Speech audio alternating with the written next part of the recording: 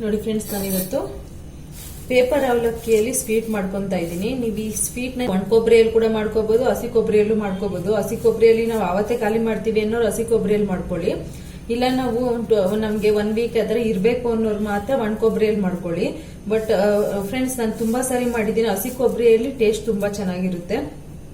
ಬನ್ನಿ ಇದನ್ನ ನಾವು ಮೆಜರ್ಮೆಂಟ್ ಅಲ್ಲಿ ತಗೋಣ ಫ್ರೆಂಡ್ಸ್, ಯಾಕಂದ್ರೆ ಸ್ವೀಟ್ ಜಾಸ್ತಿ ಆದ್ರೆ ತಿನ್ನಕ್ ಆಗೋದಿಲ್ಲ.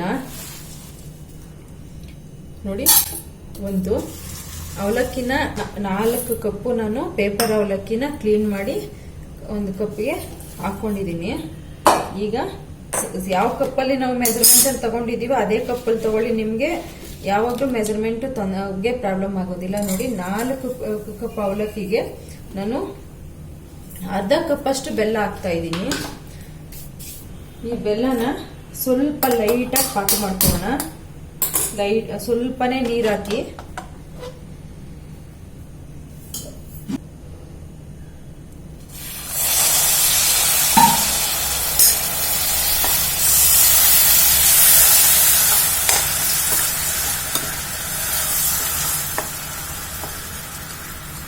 ಹಿಂಗೂ ಮಾಡ್ಕೋಬಹುದು, ಇಲ್ಲ ಅಂದ್ರೆ ನಾರ್ಮಲ್ ಆಗಿ ಬೆಲ್ಲ ಕೂಡ ಮಿಕ್ಸ್ ಮಾಡ್ಕೋಬಹುದು ಫ್ರೆಂಡ್ಸ್ ಅದಕ್ಕೆ. ಬಟ್ ಈ ತರ ಮಾಡಿದವ್ರಿಗೆ ನಂಗೆ ತುಂಬಾ ಚೆನ್ನಾಗಿದೆ ಅನಿಸ್ತು.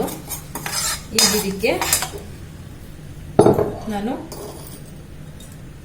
ಒಂದು ಅರ್ಧ ಸ್ಪೂನ್ ಅಷ್ಟು ಏಲಕ್ಕಿ ಪೌಡರ್ ಯೂಸ್ ಮಾಡ್ತಾ ಇದ್ದೀನಿ.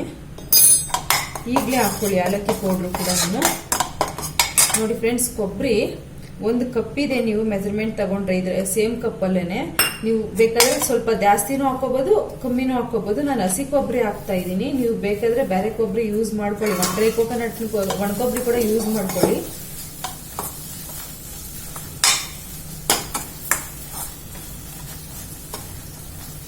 ನೋಡಿ ಫ್ರೆಂಡ್ಸ್, ಅವಲಕ್ಕಿನ ವಾಶ್ ಮಾಡಿ ನೀರು ಹಿಂಡ್ಬಿಟ್ಟು ಹಾಕೊಂತ ಇದ್ದೀನಿ. ಈಗ ಬೆಲ್ಲ ಕರಗಿದೆಯಲ್ಲ, ನಾನು ಸ್ಟವ್ ಆಫ್ ಮಾಡ್ಕೊಂತ ಇದ್ದೀನಿ. ಇದಕ್ಕೆ ಯಾವುದೇ ತರ ನಾವು ಪಾಕ ತಗೊಬೇಕು ಅಂತೆಲ್ಲ ಏನೂ ಇಲ್ಲ ಫ್ರೆಂಡ್ಸ್. ಬೆಲ್ಲ ನೀವೇನ ಬೇರೆ ಬೆಲ್ಲ ಮಣ್ಣಿರೋ ಬೆಲ್ಲ ಹಾಕೊಂಡ್ರೆ ಮಾತ್ರ ನೀವು ಅದನ್ನ ಸೋದಿಸ್ಕೊಳ್ಳಿ. ನಾನು ಯೂಸ್ ಮಾಡ್ತಾ ಇರೋ ಬೆಲ್ಲದಲ್ಲಿ ಆ ತರ ಏನೂ ಇಲ್ಲ ಫ್ರೆಂಡ್ಸ್. ಪ್ರಾಬ್ಲಮ್ಸ್ ಇಲ್ಲ.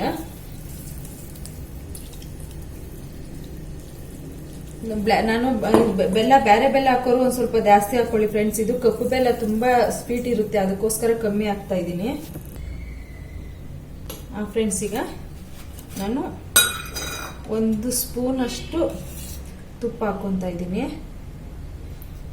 ಇದು ನೀವು ದೇವ್ರ ನೈವೇದ್ಯಕ್ಕೆ ಇಡೋದಕ್ಕೆ ಮತ್ತೆ ಮಕ್ಕಳಿಗೆ ಇದು ಏನಾದ್ರು ಹಸುವು ಬಂದವಾಗ ಕೊಡೋಕ್ಕೂ ತುಂಬಾ ಚೆನ್ನಾಗಿರುತ್ತೆ ಫ್ರೆಂಡ್ಸ್. ನಾವು ಬೆಲ್ಲನೂ ಕಮ್ಮಿ ಹಾಕಿದೀವಿ. ಇದ್ರ ಟೇಸ್ಟ್ ಒಂಥರ ಕೇಕ್ ಟೈಪ್ ತಿನ್ನೋ ತರ ಅನ್ಸುತ್ತೆ. 1 ಸ್ಪೂನ್ ತುಪ್ಪ ಹಾಕೊಳ್ಳಿ. ತುಪ್ಪ ಇಷ್ಟ ಇಲ್ಲ ಅನ್ನೋರು ಹಾಕೋಬೇಕು ಅಂತೇನೂ ಇಲ್ಲ.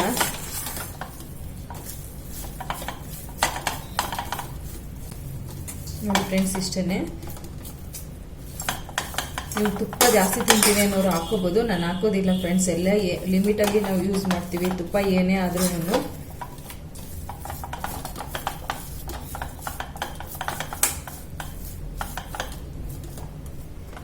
ಈಗ ಸ್ಟವ್ ಆಫ್ ಮಾಡಿದ್ದೀನಿ ಫ್ರೆಂಡ್ಸ್. ಈಗ ಇದನ್ನ ಉಂಡೆ ತರ ಕಟ್ಕೊಳ್ಳೋಣ. ಉಂಡೆ ಬರುತ್ತಾ ಅಂತ ನೀವು ಕೇಳ್ಬೋದು, ಈಸಿಯಾಗಿ ಬರುತ್ತೆ ಫ್ರೆಂಡ್ಸ್ ಉಂಡೆಗಳು. ಇದು ಒಂದ್ ಸ್ವಲ್ಪ ಆರಿದ್ಮೇಲೆ ಇನ್ನೂ ಗಟ್ಟಿ ಆಗುತ್ತೆ. ಈ ತರ ಮಕ್ಕಳಿಗೆ ಮಾಡ್ಕೊಡಿ ಫ್ರೆಂಡ್ಸ್, ತುಂಬಾ ಖುಷಿಯಿಂದ ತಿಂತಾರೆ ಸ್ಕೂಲಿಂದ ಬಂದು.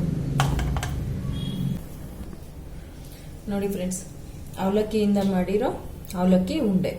ಇದಕ್ಕೆ ನಾವು 5 ಐಟಮ್ಸ್ ಫ್ರೆಂಡ್ಸ್ ಹಾಕಿರೋದು. ಅವಲಕ್ಕಿ, ಬೆಲ್ಲ, ಕೊಬ್ಬರಿ ತುರಿ, ಏಲಕ್ಕಿ ಪುಡಿ ಮತ್ತೆ ತುಪ್ಪ.